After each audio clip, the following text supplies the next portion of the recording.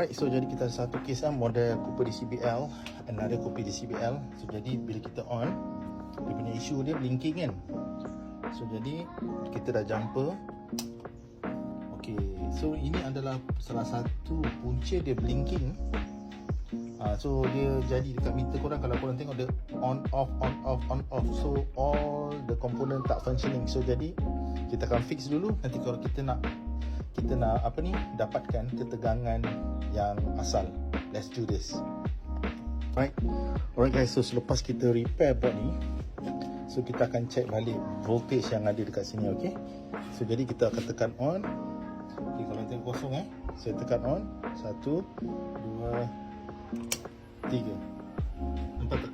Dia dah tak blinking dah. Dia stay 5V plus minus plus minus 4.8, 4.7, 5V, 5.1.